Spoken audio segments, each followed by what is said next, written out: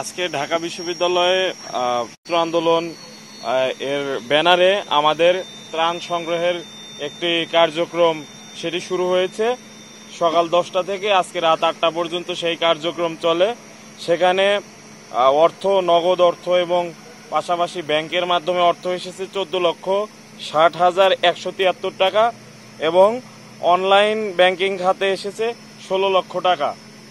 আমি পুরো দেশবাসীর প্রতি আহ্বান করব, আপনারা যেভাবে ফ্যাসিস্ট হাসিনাকে হটানোর জন্য আপনারা ঐক্যবদ্ধ হয়েছিলেন, আবারও জাতীয় একটি দুর্যোগ এসেছে। সেই জাতীয় দুর্যোগ, এটি কি প্রাকৃতিক দুর্যোগ বলার সুযোগ খুবই কম আছে, কারণ আমরা জানি ফ্যাসিস্ট হাসিনা এখনো ভারতে আছে এবং দিল্লির উপকণ্ঠে কোথাও সে আশ্রয় নিয়েছে এবং এই চাল সে দিচ্ছে। আমরা এ ব্যাপারে বেশ অবগত আছি এবং তার যে এটি ষড়যন্ত্রের অংশ নয় সে ব্যাপারে আমরা এখনো সন্দিহান, কারণ আমরা তার শাসন আমলে আমরা দেখেছি যে ভারত থেকে যখন পানি আসতো বা ভারত যখন পানি ছেড়ে দিত, তার আগে অন্তত একদিন 2 দিন ভারতের আবহাওয়ার অবস্থা আমরা টেলিভিশনে পর্যবেক্ষণ করতাম এবং সেগুলোই ছিল ইঙ্গিত। কিন্তু এইবার কোনো সতর্কবার্তা ছাড়াই বাংলাদেশে কিন্তু তারা পানি ছেড়ে দিয়েছে। তো আমরা মনে করি এটিও ফ্যাসিস্ট হাসিনা এবং ভারতের সাথে যে তার একটা সুসম্পর্ক, সেটিরই একটা ইঙ্গিত। এটিকে খুব ভালোভাবে দেখার সুযোগ আসলে নেই এবং বাংলাদেশের জনগণ কিন্তু সেটিকে খুব ভালোভাবে নিচ্ছেও না।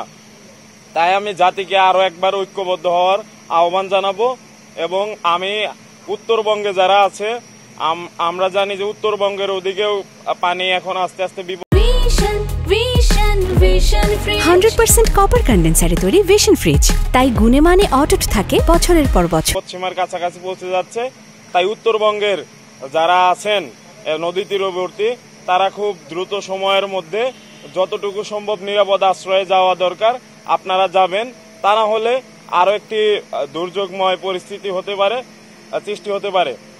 যারা সেনাবাহিনী, নৌবাহিনী, বিমান বাহিনীর ভাইয়েরা কাজ করছেন, তাদের প্রতি আমি ধন্যবাদ এবং কৃতজ্ঞতা জ্ঞাপন করি, কারণ সেনাবাহিনী এই মুহূর্তে কিন্তু প্রশাসনের ভূমিকাও পালন করছে এবং তার পাশাপাশি মাঠেও কিন্তু এই যে দুর্যোগকালীন সময়ে তারা কাজ করে যাচ্ছে। এজন্য তারা বিশেষভাবে ধন্যবাদ প্রাপ্তি রাখে।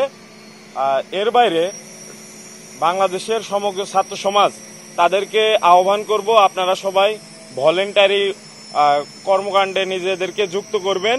উত্তরাঞ্চলেও এই মুহূর্তে যেহেতু ভয়ঙ্কর বন্যা হওয়ার সম্ভাবনা দেখা দিয়েছে সমগ্র বাংলাদেশে, সেহেতু আপনারা প্রত্যেক এলাকায় নিজ দায়িত্বে ভলেন্টিয়ার টিম তৈরি করবেন এবং যে কোনো পরিস্থিতি মোকাবেলায় প্রস্তুত থাকবেন। আর বাংলাদেশ এখনো ঐক্যবদ্ধ এবং বাংলাদেশ একটি জাতিগত যে ঐক্য সেটি কিন্তু দেখিয়ে দিয়েছে এবং এখনো ঐক্যবদ্ধ অবস্থায় আছে। তাই আমি বাংলাদেশের বিরুদ্ধে ষড়যন্ত্রকারী যে কোনো মহলকে বলে দিতে চাই, তারা যেন সাবধান হয়ে যায় এবং যে কোনো দুর্যোগে বাঙালি জাতি যেভাবে ঐক্যবদ্ধ হয়, তারা কিন্তু এই 24-এ দেখিয়ে দিয়েছে এবং সেই ঐক্য এখনো বজায় আছে। তাই তারা যেন সতর্ক হয়ে যায়। ধন্যবাদ।